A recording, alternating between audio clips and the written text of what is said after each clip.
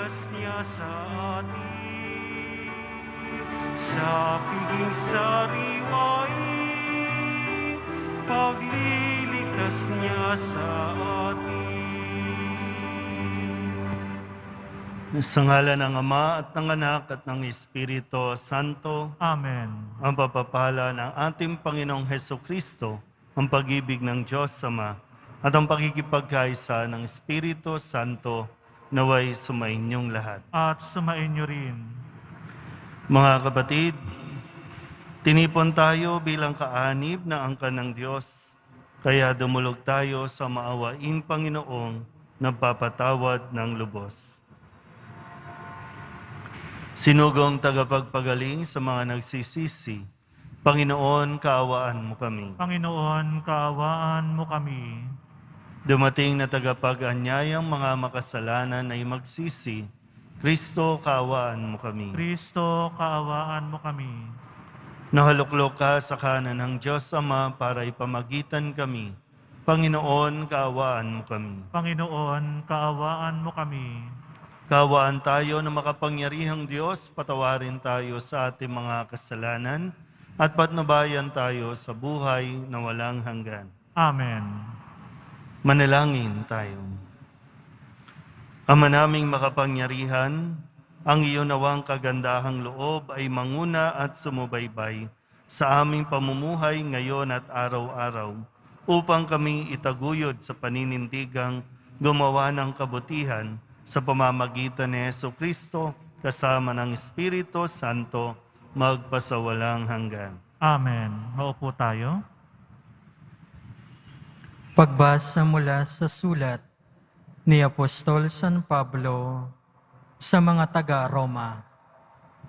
Sino ka mang humahatol sa iba, wala kang maidadahilan, sapagkat sa paghatol mo sa iba, hinahatulan mo rin ang iyong sarili.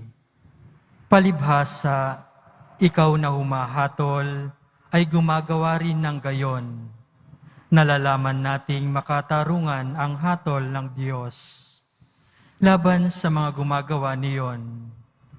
Akala mo ba'y makaiiwas ka sa hatol ng Diyos kung hatulan mo ang mga gumagawa ng mga maling gawaing ginagawa mo rin? O hinahamak mo ang Diyos sapagkat siya'y napakabuti, mapagpigil at mapagpaumanhin?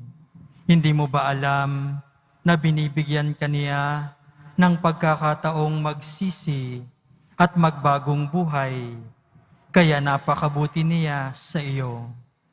Ngunit dahil sa katigasan ng iyong ulo at di pagsisisi, pinabibigat mo ang parusang ipapataw sa iyo sa paghahayag ng puot ng Diyos sa araw ng kanyang paghatol, sapagkat siya ang gaganti sa lahat ng tao ayon sa kanyang gawa.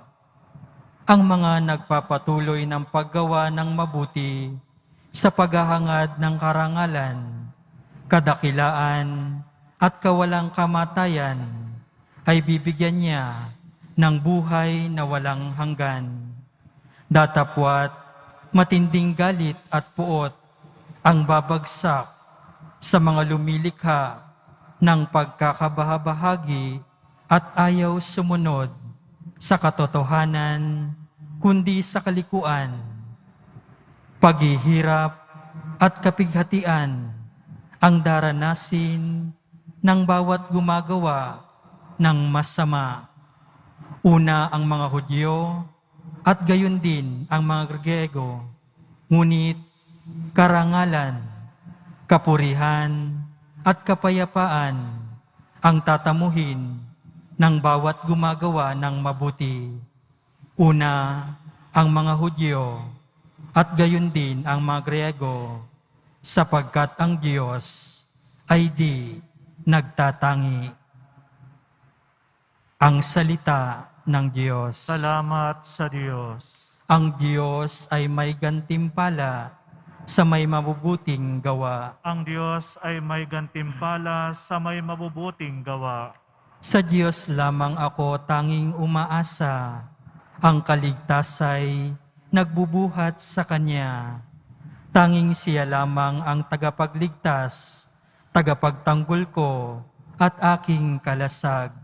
Akin ang tagumpay sa lahat ng oras. Ang Diyos ay may gantimpala sa may mabubuting gawa. Tanging sa Diyos lang ako umaasa. Ang aking pag-asay, tanging nasa Kanya. Tanging siya lamang ang tagapagligtas, tagapagtanggol ko, at aking kalasag. Akin ang tagumpay sa lahat ng oras. Ang Diyos ay may gantimpala sa may mabubuting gawa. Mga kababayan, sa lahat ng oras, magtiwala sa Diyos. Sa Kanya ilagak ang inyong pasaning ngayoy dinaranas. Siya ang kublihang sa ati lulunas. Ang Diyos ay may gantimpala sa may mabubuting gawa. Sitayo po tayo.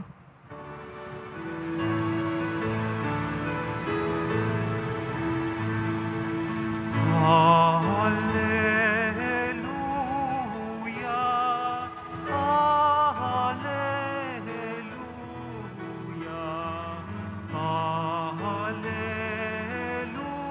hallelujah, hallelujah, hallelujah. Ang tinig ko'y pakikinggan ng kabilang sa aking kawan. Ako'y kanilang sinusundan. Hallelujah, hallelujah, hallelujah,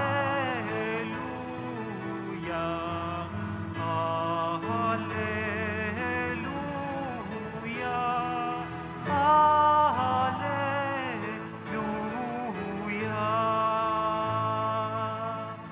Sumainyo ang Panginoon. At sumainyo rin. Ang mabuting balita ng Panginoon ayon kay San Lucas. Papuri sa iyo, Panginoon. Noong panahong iyon, sinabi ni Jesus, "Kawawa kayo, mga Pariseo. Ibinibigay ninyo ang ikapu ng yerbabuena, ng ruda, at ng iba pang gulayin. Ngunit kinaliligtaan ninyo ang katarungan at ang pag-ibig sa Diyos. Tamang gawin ninyo ito, ngunit huwag naman ninyong kaliligtaan gawin ang mga iba. Kawawa kayo, mga Pariseo, sapagkat ang ibig ninyo'y ang mga tanging luklukan sa mga sinagoga at ang pagpugayan kayo sa mga liwasang bayan.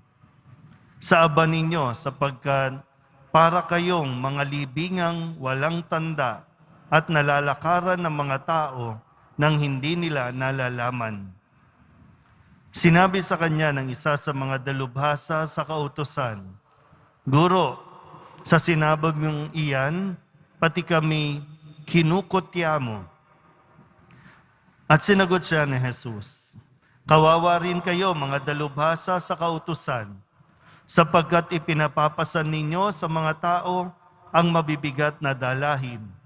Ngunit ni daliri ayaw ninyong igalaw sa pagdadala ng mga iyon."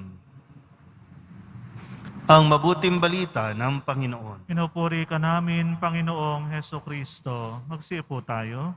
Isang magandang araw po sa inyong lahat. Sa ating pong ebanghelyo ngayon ay kaharap ni Jesus ang mga Pariseo at mga dalubhasa sa kautusan. Pag sinabing Pariseo, ito po ay nung panahong iyon ay mga leader.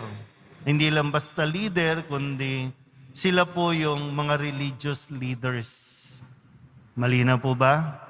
Mga religious leaders, no, ng tribe ng Israel, no, ng mga Hudyo. Sila ang namamahala sa templo at sila po yung naatasan na dapat alam ng mga tao ang kautusan at isinasabuhay ng mga tao ang kautusan. So, sabihin na natin, no, mga taong simbahan. Yan. Kaya maganda po na suriin natin na wag na muna tayong lumabas no, ng ating komunidad. Sa simbahan muna tayo. Kasi minsan baka sabihin nyo naman, lagi na lang tayong nagbabato, nagtuturo, mga tao sa gobyerno. Pero maganda sa atin din, masuri natin itong at matanggap natin itong mensahe ng Poong Jesus Nazareno na bagaman para sa mga dalubhasa ng kautusan, para sa mga Pariseyo, ang dating sa kanila ay kinukutya sila ni Jesus. Kinukutya, hinasabihan ng hindi maganda. Para sa hindi maganda yung dating niyon. No? Sabi, kawawa kayo mga Pariseyo. No? Hingi kayo ng hingi ng mga alay, ng mga abuloy. Hindi naman masama yan, pero baka nakakaligtaan ninyo yung katarungan, yung pag-ibig ng Diyos. Matindi nga yung ginamit na halimbawa, sabi, para kayong mga libingan, maganda yung kulay sa labas. Diba, taon-taon, kinukulayan natin yung mga libingan, ang ganda. Pero sa loob, sabi, kalansay, buto, nabubulok. Diba, grabe yung very, kumbaga, yung salita ni Jesus, talagang derechahan sinasabi. Pero, kung iugnay natin sa unang pagbasa na sinasabi ito sa atin, hindi dahil galit ang Diyos, kundi dahil sa patuloy niyang pagmamahal sa atin. Diba, sabi po dito, napakabuti at mapagpigil, mapagpaumanhin ang Diyos. Pero dahil nga sa katigasan ng ulo natin, hindi tayo nagsisisi, lalo pa natin pinabibigat ang parusang ipapataw sa atin ng Diyos pagdating ng araw. Kaya habang pinagninilayan ko rin ito, ako ba bilang pari, bilang isa sa mga tinatawag na mga taong simbahan, leader ng simbahan,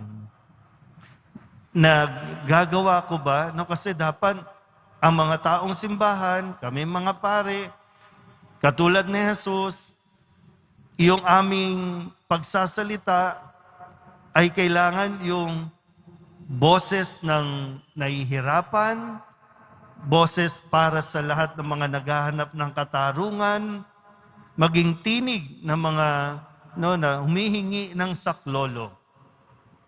Kasi ito pong sinasabi ni Jesus ay panggising. Ginigising niya mismo ang mga naatasan, mamahala sa templo, naatasan na magpatupad ng kautusan. Pero dito po, medyo naiba na yung direksyon. Pwedeng sabihin, kahit ang mga taong simbahan, politika na rin mag-isip, nakikisangkot na rin sa mga usapin at mga pamamalakad, yung pamamalakad ng pamahalaan noon, ng Roma, nung sumakop sa kanila, at ito'y paalala lang ni Jesus ng kanilang tungkulin na dapat gampanan. At yun din yung paalala ni Jesus sa akin, sa ating lahat na nararito ngayon. Tayo po ang mga simbahan, higit pa, kumbaga, higit sa inyo, yung responsibilidad namin mga pari ay maipahayag yung mga mensahe ng Poong Jesus Nazareno. Pero higit din doon, siyempre yung makita sa amin yung pagsasabuhay mismo at yung pagtupad sa kautusan. Malaking iskandalo po sa inyo kapag salungat ang aming pamumuhay, ang aming pagsasalita sa mga aral na ibinibigay ng Poong Jesus Nazareno sa atin. Kaya nawa, kasabay ng pagdiriwang din ang kapistahan ng Mahal na Birhen ng Fatima, ay isama nyo rin po sa inyong mga panalangin, sa inyong pagrorosaryo, ang mga lider ng simbahan, kami po mga pari. para hindi rin po kami maligaw at yung intention namin, yung motivation namin ng paglilingkod ay talagang paglilingkod ng naaayon sa kagustuhan ng Diyos. Huwag nawa kami yung pagsimula ng pag-aaway-away, pagsimula ng pagpapahirap sa mga tao. Huwag nawa lalo kami ang maging hadlang para makasunod po kayong lahat sa ipinag-uutos ng Diyos.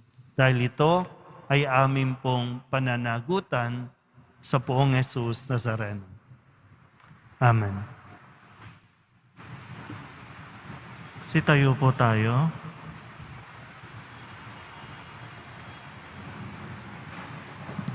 Minamahal ko mga kapatid, nagsasama-sama tayo bilang bayan ng Diyos. May pananalig nating dalhin sa harap ng Ama ang ating pangangailangan. Umaasang pakikinggan niya ang ating mga kahilingan. Ang ating pong itutugon, Panginoon ng aming mga puso, pakinggan mo ang mga itinitibok nito. Panginoon ng aming mga puso, pakinggan mo ang mga itinitibok nito.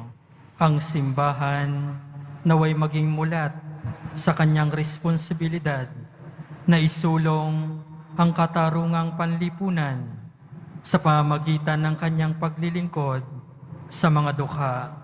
Manalangin tayo. Panginoon ng aming mga puso, pakinggan mo ang mga itinitibok nito.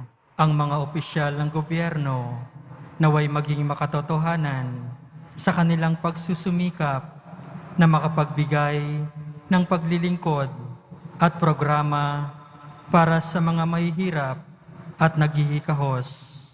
Manalangin tayo. Panginoon ng aming mga puso, pakinggan mo ang mga itinitibok nito. Ang mga may patrabaho at mga manggagawa naway maging tapat at magalang sa isa't isa. Manalangin tayo. Panginoon ng aming mga puso, pakinggan mo ang mga itinitibok nito. Ang mga may sakit at may kapansanan naway makatanggap ng suporta at kasiguruhan mula sa kanilang mga kapamilya at kaibigan. Manalangin tayo. Panginoon ng aming mga puso, pakinggan mo ang mga itinitibok nito. Ang mga lumisan na sa buhay na ito, naway masiyahan sa walang hanggang kaligayahan sa piling ng mga banal sa langit. Manalangin tayo. Panginoon ng aming mga puso, pakinggan mo ang mga itinitibok nito. Idulog din natin sa Panginoon ang ating mga personal na kahilingan at mga panalangin para sa ating mga pamilya. Ganon din ang mga misang pasasalamat, espesyal na intensyon at mga kaluluwa na hinihiling na ipagdasal sa misang ito.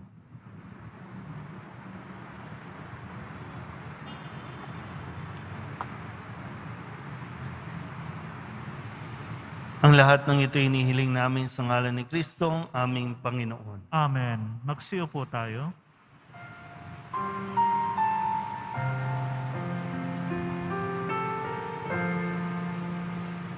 Paghahanda ng alay ay narito po.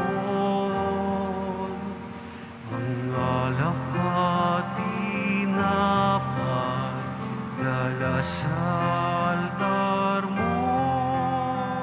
Anyo'y magiging tunay, dugo mo't katawan. Aming tatanggapin ngayon, nagbibigay buhay. Sitayo po tayo. Manalangin kayo mga kapatid upang paghahain natin ay kalugdan ng Diyos Amang makapangyarihan. Tanggapin nawa ng Panginoon itong paghahain sa iyong mga kamay, sa kapurihan niya at karangalan, sa ating kapakinabangan at sa buong sambayanan niyang banal. Ama naming lumikha, tanggapin mo ang aming mga panalangin na sumasaliw sa aming paghahain upang sa ginaganap naming pagdiriwang kami makatawid sa kaluwalhatian sa pamamagitan ni Jesucristo kasama ng Espiritu Santo magpasawalang hanggan. Amen. Sumainyo ang Panginoon. At sumainyo rin. Itaas sa Diyos ang inyong puso at diwa. Tinaasa namin sa Panginoon. Pasalamatan natin ang Panginoong ating Diyos. Marapat na siya ay pasalamatan. Ama naming makapangyarihan, tunay ngang marapat na ikaw ay aming pasalamatan. Sa iyong paglingap at kagandahang loob, ang tao'y nilikha mo at pinangasiwa sa sansinukob. Sa hangad mong siya'y iwastong lubos, siya'y pinagdusa mo sa kanyang pagtalikod. Sa iyong paghiliw, iyong ipinahintulot na makabalik siya sa pamamagitan ni Kristo Jesus. Kaya kaysa ng mga anghel na nagsisiawit ng papuri sa iyo, nang walang humpay sa kalangitan, kami nagbubunyi sa iyong kadakilaan. Santo, Santo, Santo, Panginoong Diyos ng mga hukbo, napupuno ang langit at lupa ng kadakilaan mo. Hosana sa kaitaasan, pinagpala ang naparirito sa ngalan ng Panginoon. Hosana sa kaitaasan. Magsilod tayo. Ama naming banal, ikaw ang bukal ng tanang kabanalan. Kaya't sa pamamagitan ng iyong Espiritu, gawin mong banal ang kaloob na ito upang para sa aming maging katawan at dugo ng aming Panginoong Hesukristo. Bago niya pinagtiis ang kusang loob na maging handog, inawakan niya ang tinapay, pinasalamatan kaniya, binaghati-hati niya iyon, iniabot sa kanyang mga alagad at sinabing, tanggapin ninyong lahat ito at kanin, ito ang aking katawan na ihahandog para sa inyo.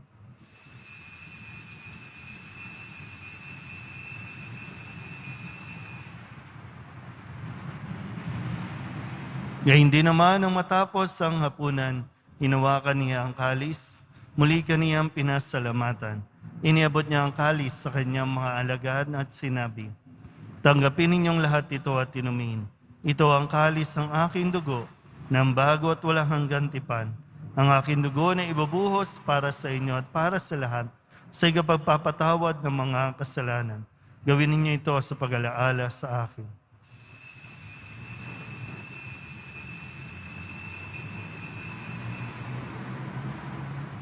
Sitayo po tayo. Ipagbunyi natin ang misteryo ng pananampalataya. Si Kristo'y namatay, si Kristo'y muling nabuhay, si Kristo'y babalik sa wakas ng panahon. Ama, ginagawa namin ngayon ang pag-alaala sa pagkamatay at muling pagkabuhay ng iyong anak, kaya tiniaalay namin sa iyo ang tinapay na nagbibigay buhay at ang kalis na nagkakaloob ng kaligtasan. Kami nagpapasalamat dahil kami iyong minarapat na tumayo sa harap mo para maglingkod sa iyo. Isinasamo namin kami magsasalo-salo sa katawan at dugo ni Kristo ay mabuklod sa pagkakaisa sa pamamagitan ng Espiritu Santo. Ama, lingapin mo ang iyong simbahang laganap sa buong daigdig. Puspusin mo kami sa pag-ibig kaysa ni Francisco na aming Papa at ni Jose na aming Obispo at ng Tanang Kaparian. Alalahanin mo rin ang mga kapatid naming nahimlay na may pag-asang sila'y muling mabubuhay, gayon din ang lahat ng mga pumanaw. Kawaan mo sila at patuloyin sa iyong kaliwanagan. Kawaan mo at pagindapating kaming lahat na makasalo sa iyong buhay na walang wakas. Kaysa ng mahal na Birhen Maria na Ina ng Diyos, ng kabiyak ng puso niyang si San Jose, kaysa ng mga apostol at ng lahat ng mga banal na namuhay dito sa daigdig ng kalugod-lugod sa iyo, may pagdiwang nawa namin ang papupuri sa ikararangal mo sa pamamagitan ng iyong anak na aming Panginoong Hesukristo. Sa pamamagitan ni Kristo, kasama niya sa Kanya, ang lahat ng parangal at papuri ay sa iyo, Diyos amang makapangyarihan, kasama ng Espiritu Santo, magpasawalang hanggan. Amen. Buong kababaang loob tayong tumawag sa ating Panginoon ng Ama namin. Ama namin, Sumasalangit ka, sambahin ang ngalan mo. Mapasa amin ang kaharian mo, sundin ang loob mo, dito sa lupa para nang sa langit. Bigyan mo kami ngayon ng aming kakanin sa araw-araw, at patawarin mo kami sa aming mga sala, para ng pagpapatawad namin sa nagkakasala sa amin. At huwag mo kami ipahintulot sa tukso, at iadya mo kami sa lahat ng masama. hinihiling namin kami iadya sa lahat ng masama pagkalooban ng kapayapaan araw-araw, iligtas sa kasalanan at ilayo sa lahat ng kapahamakan. Samantalang aming pinananabikan ang dakilang araw ng pagpapahayag ng tagapagligtas naming si Jesucristo. Sapagkat iyo ang kaharian at ang kapangyarihan at ang kapurihan magpakailanman. Panginoong Jesucristo, sinabi mo sa iyong mga apostol, kapayapaan ang iniiwan ko sa inyo, aking kapayapaan ang binibigay ko sa inyo. Tunghayan mo ang aming pananampalataya at huwag ang aming mga pagkakasala. Pagkalooban mo kami ng kapayapaan at pagkakaisa ayon sa iyong kalooban, kasama ng Espiritu Santo, magpasawalang hanggan. Amen. Ang kapayapaan ng Panginoon ay laging sumainyo. At sumainyo rin. Magbigayan po tayo ng kapayapaan sa isa't isa. Kordero ng Diyos na nag-aalis ng mga kasalanan ng sanlibutan, maawa ka sa amin.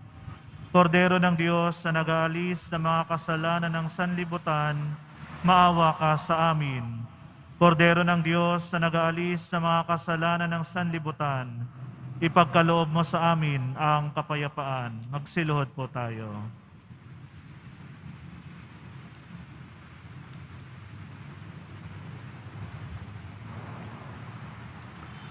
Ito ang kordero ng Diyos. Ito ang nag-aalis ng kasalanan ng sanlibutan. Mapalad ang mga inaanyayahan sa kanyang piging. Panginoon, hindi ako karapat-dapat na magpatuloy sa iyo, ngunit sa isang salita mo lamang ay gagaling na ako.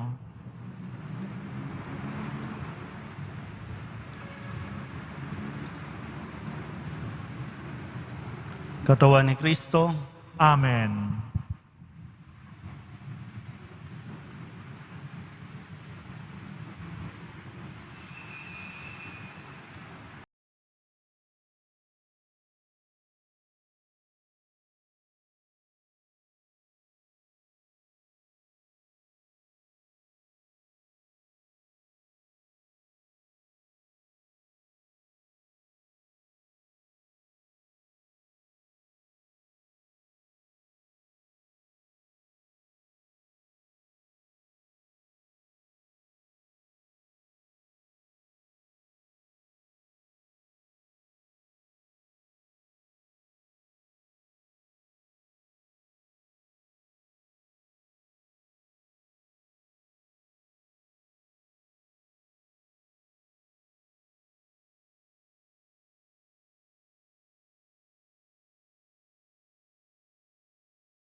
angin tayo. Magsitayo po tayo.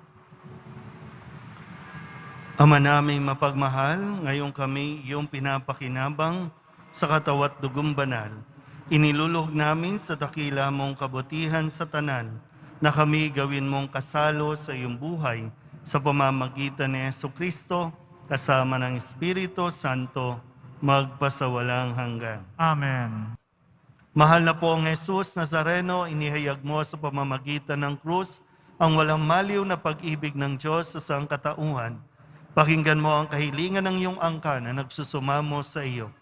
Makamtanawa nila ang iyong katugunan at tanggapin ang kasagutan na may utang na loob na tinatanaw.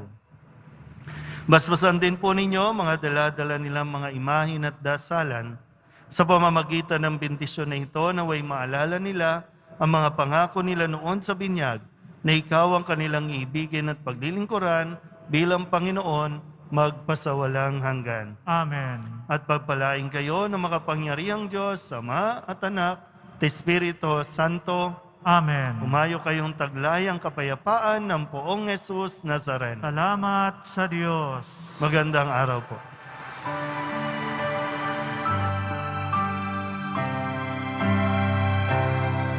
Cristo Padre Jesus Nazareno, sinasamba ka namin, pinipinto ka namin, aral mo ang aming buhay at kaligtasan. Cristo Padre Jesus Nazareno, iligtas mo kami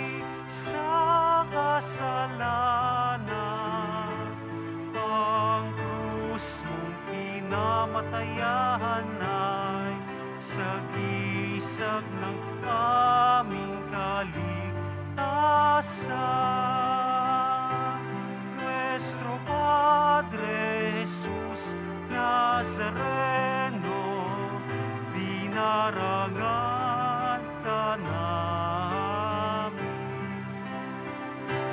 Nuestro Padre Jesus Nazareno, nilulwalhati ka namin.